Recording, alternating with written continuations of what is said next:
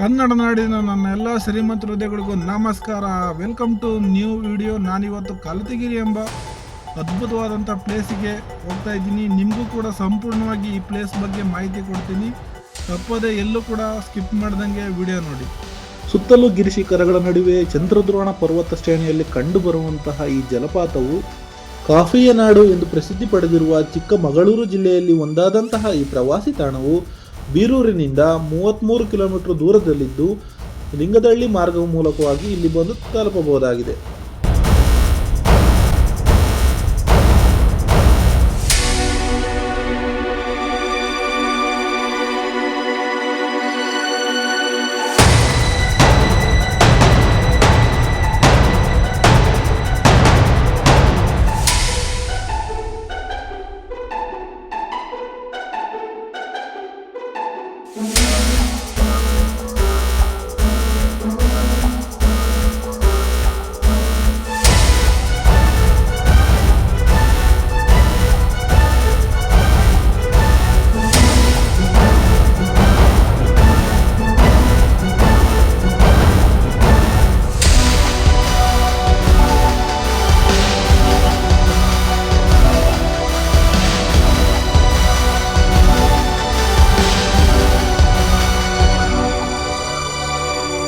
ನಾವು ಇವಾಗ ಕಲ್ಲತಗಿರಿ ಪ್ಲೇಸಿಗೆ ಬಂದಿದ್ದೀವಿ.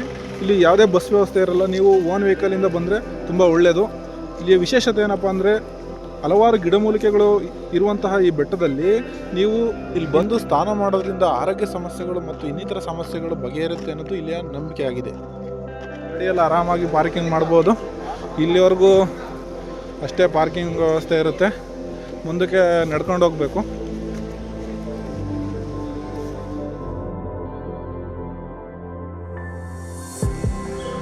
ಕರ್ನಾಟಕ ರತ್ನ ಪುನೀತ್ ರಾಜ್ಕುಮಾರ್ ಅವರು ಬೆಟ್ಟದ ಹೂವು ಸಿನಿಮಾಗೋಸ್ಕರ 1985ರಲ್ಲಿ ಇಲ್ಲಿ ಶೂಟಿಂಗನ್ನು ಮಾಡಿದ್ದಾರೆ.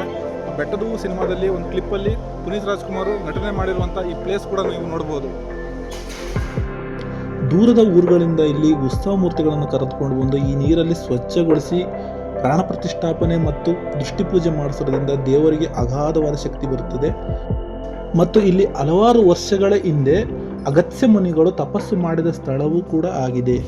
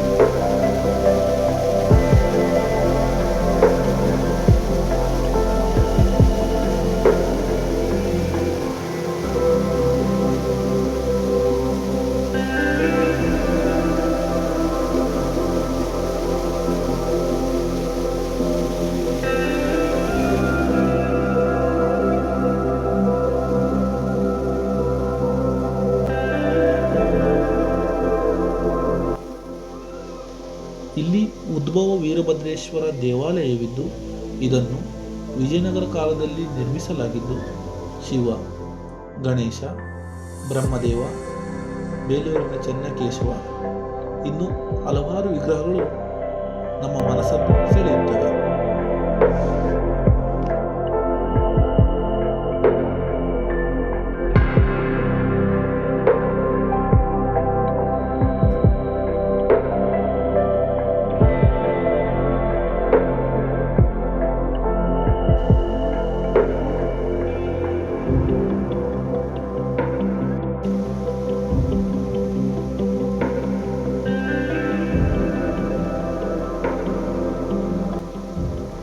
ಔಷಧಿ ಗುಣವನ್ನು ಹೊಂದಿರುವಂತಹ ಗಿಡಮರಗಳ ನಡುವೆ ಈ ಜಲಪಾತ ಹರಿಯುವುದರಿಂದ ಇದನ್ನು ಮೆಡಿಸನ್ ವಾಟರ್ ಅಥವಾ ಮೆಡಿಸನ್ ಫಾಲ್ಸ್ ಅಂತ ಕೂಡ ಕರೀತಾರೆ.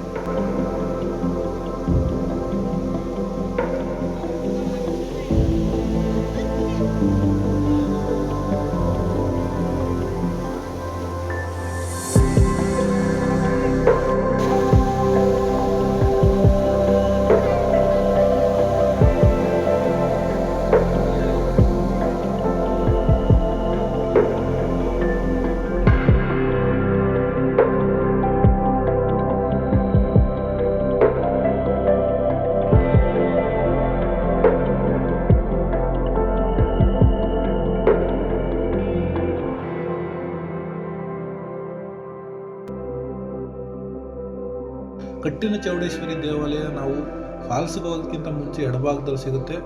ತುಂಬ ಶಕ್ತಿಶಾಲಿ ದೇವತೆ.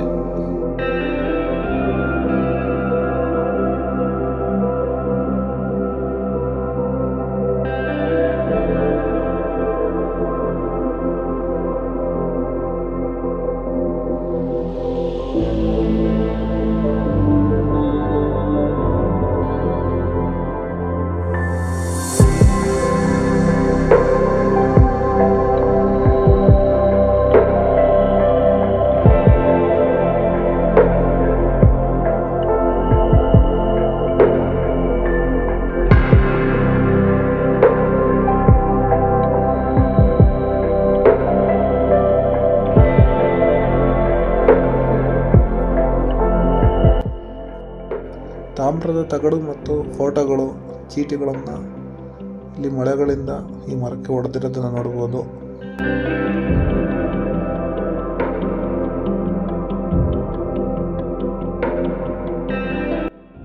ವಿಡಿಯೋ ಇಷ್ಟ ಆಗಿದ್ರೆ ಸಬ್ಸ್ಕ್ರೈಬ್ ಆಗಿ, ಬೆಲ್ಲೈಕನ್ನ ಒತ್ತೋದನ್ನ ಮರಿಬೇಡಿ. ಲೈಕ್ ಮಾಡಿ, ಕಮೆಂಟ್ ಮಾಡಿ, ಶೇರ್ ಮಾಡಿ. ಮತ್ತೆ ಭೇಟಿಯಾಗೋಣ. ನಮಸ್ಕಾರ.